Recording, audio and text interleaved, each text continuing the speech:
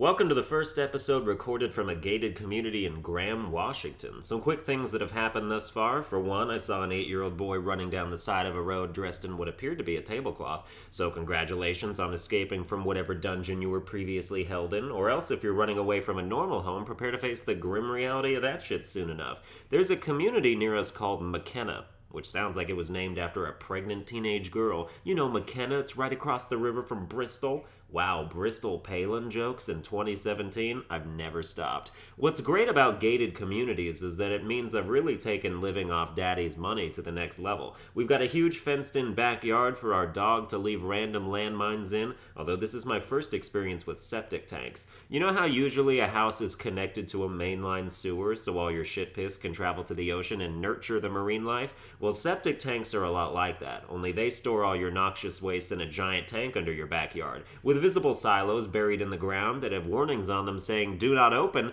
because the fumes of your intestinal goodness are fucking fatal. Right next to the do not open warning, it has an arrow pointing directly at the screw you need to twist in order to open it. For all you suicidals out there looking to end it all by filling your lungs with bowel poison, I'd love to give a little kid a screwdriver and point him in the right direction just to see what happens. Hey kid, want to smell the worst fart of all time? It'll literally kill you. I think people place too much of an importance on guest rooms. Oh, we've got to have a guest room for when grandma comes to visit once a year. Why are you catering to people who don't live here? My last house had 2 guest rooms because it was just the 3 of us in a 4-bedroom facility after my sister moved out, and at that point it's not even a house anymore, it's a motel. If you have more than 1 guest room, you should be charging your guests nightly with a strict checkout time. And if you steal the fucking shampoo, we know where you goddamn live, Janine, you fat Mexican, you're a family friend, you're on the hook for this shit. Oh man, the hand towels are missing. I wonder who could have taken them. Was it maybe the only person who stayed in this house other than the owners the last 5 days? That's a short suspect list. Let's go take them down.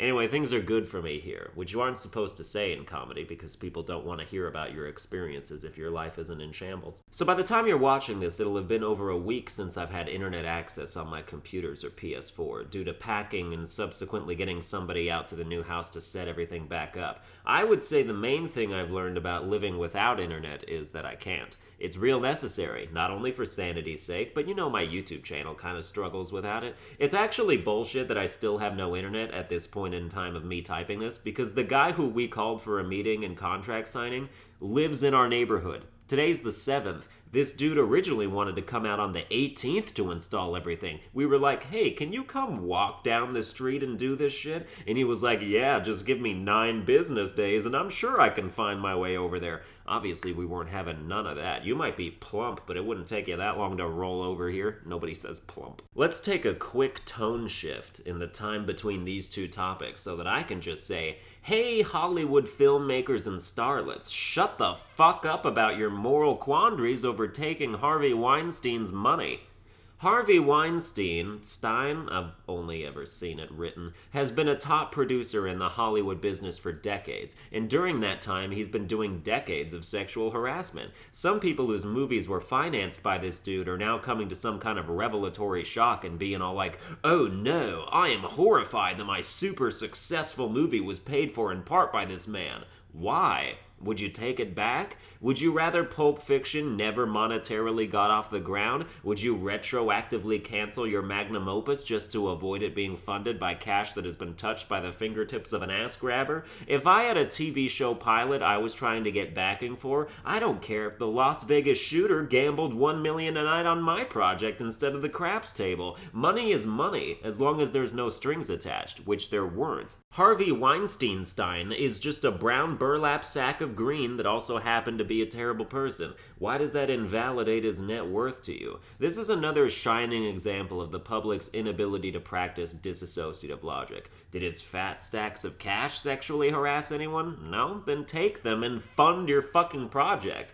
This type of garbage always gets me so mad because everyone wants to parade around dressed in saint's garb when they think other people are looking, but nobody actually gives a shit by themselves. Everybody's opinions and beliefs have been fine-tuned and sculpted into the perfect mold to pass the random inspections of society. People only care about this stuff because they think they're supposed to, because other people do. I'm not saying I don't think sexual harassment is wrong, but it's unrelated to the outcomes of Harvey Weinstein's job as a producer. People have a real hard time separating human beings into individual parts. Instead, when one part is corrupted or malfunctioning, it taints their view of the entire system. It's like if you slice up a pizza and then a housefly lands on one of the pieces, so you toss the entire thing in the trash. That's logically baffling. Only one piece has been ruined, but you decide to treat it as if they all have. And people who want to donate the money they received from him to charity, that's not even a cohesive attitude. You want to wash your hands of the filth wealth he's given you, but you're fine for someone else to have it? If your moral opposition is with the money itself, how can you pass it on to a cause like that? The answer is you don't actually care. You just want to spearhead a movement where you look like a hero to Yahoo News. If the bad man's money has to circulate, I want it to go to a good cause. It already went to a good cause, making your fucking movie. And that's a terrible disposition to have on charity anyway. Why are you only giving dirty money to it? That's like tipping a waitress in rusty quarters that have been sitting in your wallet since 1974. You're not donating money, you're littering. It's trash to you. Will it help? Sure will. But the way you look at it is a problem, because it means you think people only deserve your money when you don't want it. That's not generosity or sacrifice, it's recycling, and you're not the good person you think you are. I'm not saying I am. I don't donate to charity because I straight up don't wanna, but as such, I'm not hypocritical about it. I think people are just now starting to realize that most of us aren't even really decent, let alone good, and that's why it's absurd to boycott certain humans based on flaws everybody has in some capacity or another.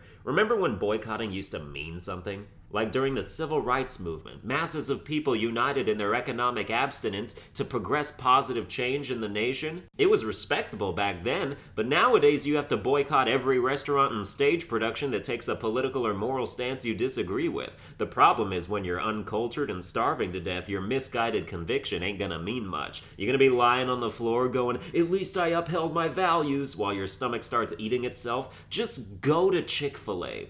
Get a heterosexual cake from Kim Davis's bakery shop, then send her a photo of you licking the icing off each other's dicks. Chase it down with a Starbucks coffee. I use all these examples despite political context because every iteration of boycotting establishments in the last 10 years has been a giant waste of time. McDonald's isn't real meat. It's good. Eat it. Starbucks made fun of the president. Get a hot coffee, pour it on your lap, scream a little, and sue them for millions of dollars. Now you're even.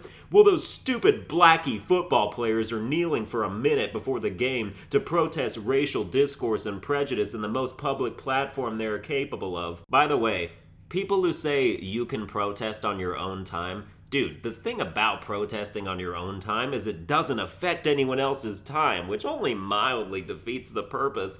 You know how I like to protest, is I walk into my coat closet, turn the light off, shut the door, and then I show my disapproval of the way things are, hoping to affect change on a massive scale. People want you to protest like they want you to be gay. Well, what you do in the privacy of your own home is your business. Nah, brah, protesting is as many people's business as possible. And I don't even care, and I'm saying this shit, because it's so visibly obvious when people want to suppress your outcry for the sake of their own comfort. It's plain as day when people are like, protest on your own time, that they just don't want invasive reminders of the issues they're either ignoring or perpetuating. It's clear as a lonely rape whistle, which, by the way, we're in a goddamn golden age of rape right now. Boy, I'll tell you, it has never been better to be a rapist in America. We've got blind rapists people feel bad for now, college rapists getting convicted and sentenced to like 6 months, which is about the time it takes a woman to forgive and forget. If you're on the fence about raping, now's the time to choose a side, because whichever backyard pool you jump into, the water's great. Well, that's going to do it for this welcome back episode. I hope you enjoyed the extra girthiness, in which case you can like, share, and subscribe, and I'll see you guys next time.